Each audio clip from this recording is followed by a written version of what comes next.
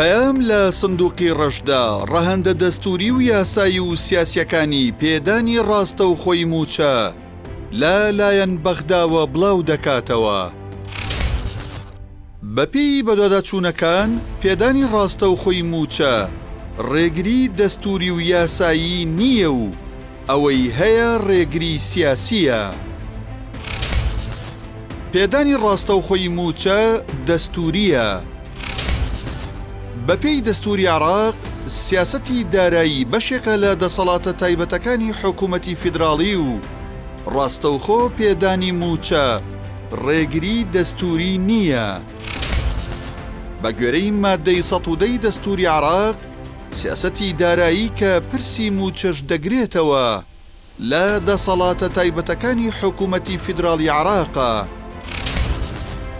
لە بڕگەی سێمی مادەی ١١٠ دەستوری عێراقدا هاتووە ڕەنگڕێژکردنی سیاسەتی دارایی لە دەسەڵاتە حەسریەکانی حکوومەتی عێراقە. بەشێک لە بەرپرس و پەرلەمانتارانی پارتی دەڵێن بەپێی مادەی ١٧٠ و ١٢١ دەستور پێدانی ڕاستە و خۆی موچە لەلایەن بەغداوە یاسایی و دەستوری نییە. لە کاتێکدا لەو دوو مادەیەدا ڕێگری دەستوری بۆ پێدانی موچەی ڕاستەوخۆ بوونی نییە.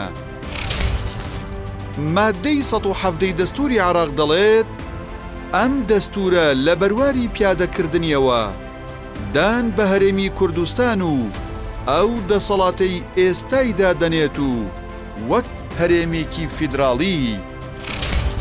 هەروەها لە مادەی ١٢١ دەستوری عێراقدا هاتووە هەرێمەکان مافی پیادەکردنی دەسەڵاتەکانی یاسادانان ڕاپەڕاندن و دادوەریان هەیە.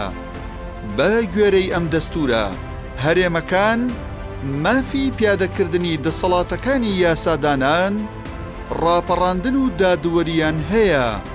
بە گوێرەی ئەم دەستورە جگە لەو دەسەڵاتانەی کە تایبەتن بە حکوومەتی فیدراڵیەوە.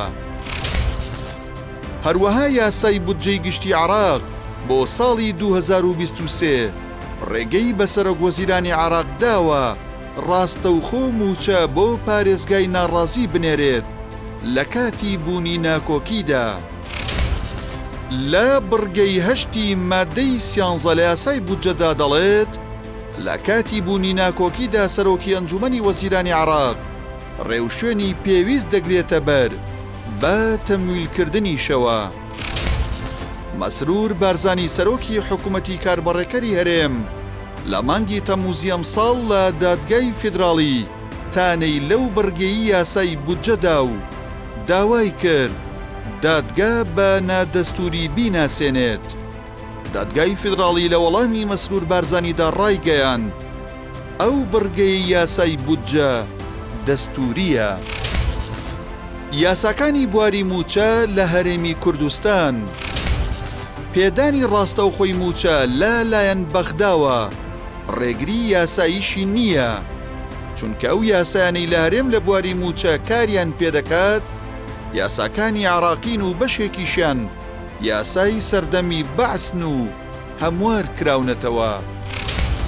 لەوانە یاسای موچەی فەرمانبەرانی دەوڵەت و کەرتی گشتی ژمارە 22 ساڵی 2008 هەموار کراو، یاسای خزمەتی شارستانی ژمارە 24 ساڵی 1960 هەموار کراو، یاسای خانەنشینی ژمارە 27 ساڵی 2006 هەڵوەشاوە. هەرچەندە بەشێک لەو یاسانەی بواری موچە کە لە هەرێم کاریان پێدەکرێت یاسای کۆن و حکوومەتی عێراق کاریان پێ ناکات و لە بەرژەوەندی موچە خۆراندانین. لەوانە یاسای خانەنشینی ژمارە 27 ساڵی 2006 لە عێراق هەڵوەشاوەتەوە، بەڵام لە هەرێم تا ئێستاش کاری پێدەکرێت. لە کاتێکدا دادگای فیدراڵی لە ساڵی 2022 بڕیاریدا بەوەی ئەو یاسایە نادەستوریە و دەبێت هەرێم کار بە یاسای خانەنشینی یەکگرت و ژمارە 9 ساڵی 2014 هەموارکراو بکات. ئەگەر هەرێمکار بەو بڕیارەی دادگای فیدراڵی بکات کەمترین موچەی خانەنشینی دەبێتە 500,000 دینار.